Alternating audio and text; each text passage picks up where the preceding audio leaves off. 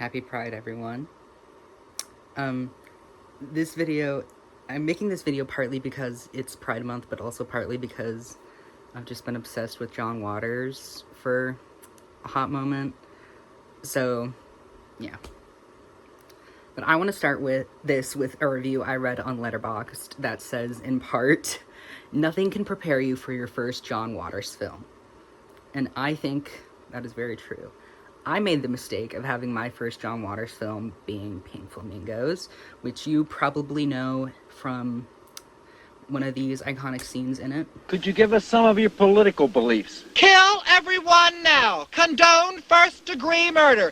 Advocate cannibalism. Eat shit. Filth are my politics. Filth is my life. Take whatever you like.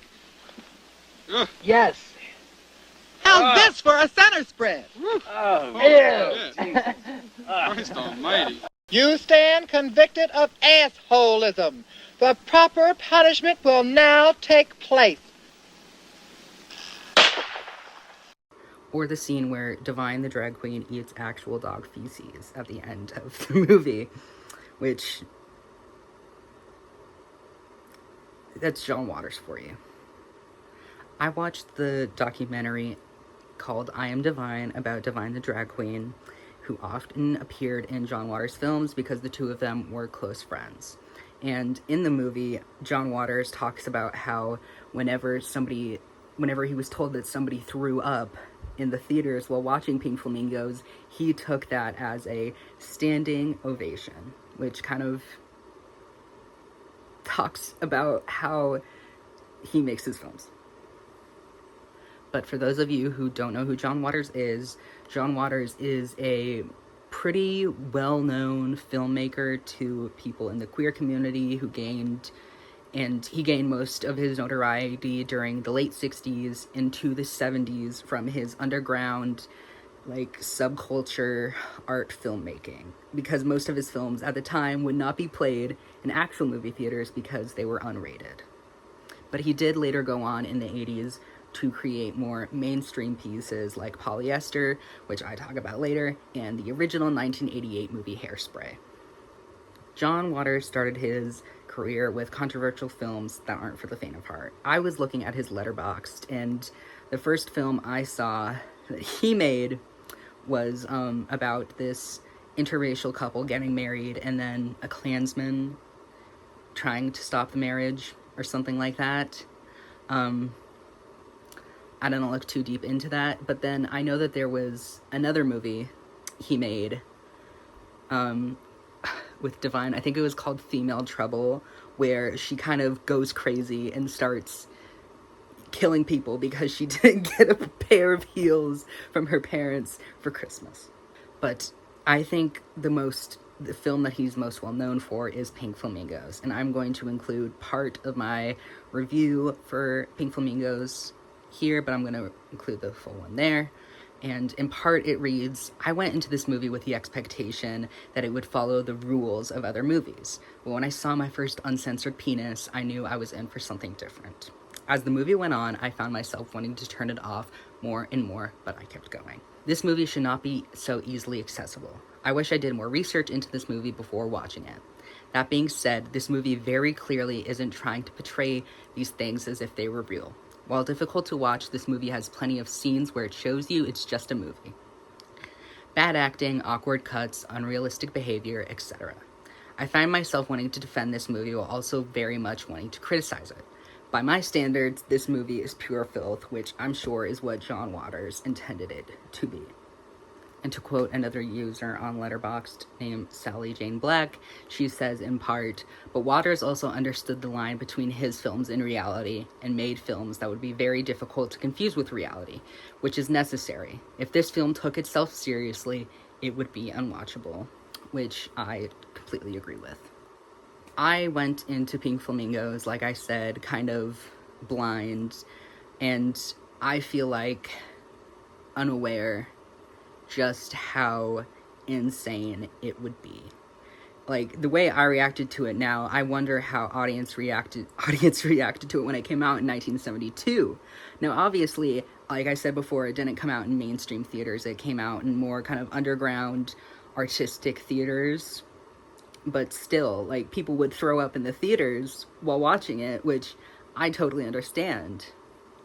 But Pink Flamingos contains topics such as rape, misogyny, homophobia, transphobia, ableism, incest, classism, real human feces, and I still find myself wanting to defend this movie.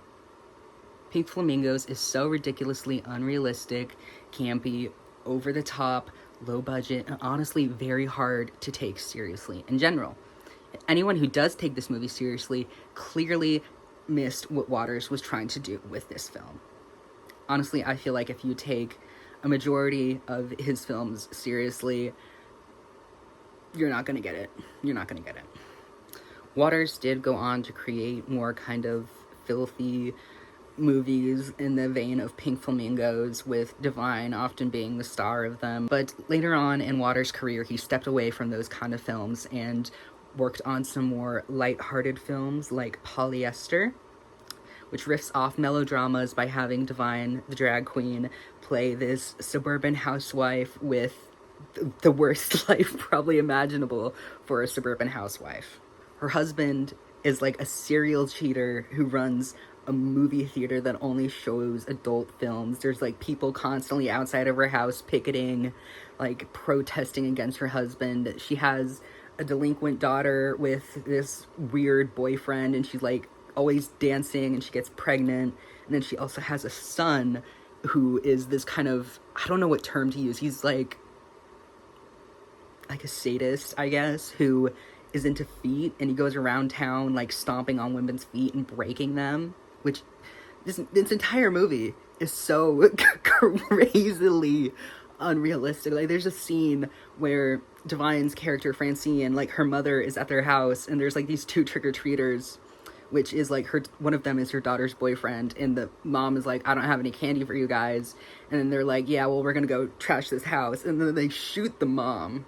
Like, they shoot, Divine's character's her mom, and then the mom shoots the daughter's boyfriend and he dies, and it's like, this movie is just really ridiculous. This movie was meant to infect a larger audience by getting an R rating instead of being unrated like Waters' other films. And this also marked a turning point for Divine and his acting career, stepping away from the more kind of outrageous, pretty much rage-filled roles. And I think John Waters himself said it put Divine in more of a sympathetic light with this kind of a film. While this movie is toned down for a John Waters film, it still has that crucial filthiness that all John Waters films need. I enjoyed Polyester far more than I enjoyed Pink Flamingos. I think it's because Polyester was more toned down and sort of followed the rules, I guess, of a film where it's like, it got a rating, so it's, I guess, just kind of easier to watch or sit through, in my opinion. It's still, both of them are very unrealistic and crazy, but Polyester does it to such an extent to where there's no possible way that you could actually take Polyester seriously as a movie. But Waters will forever hold a special place in my heart because he takes the idea that queer and trans people need to be a certain kind of sanitary or respectable kind of people and just throws it out the window. We as queer and trans people are not supposed to mention our identities unless directly asked about it.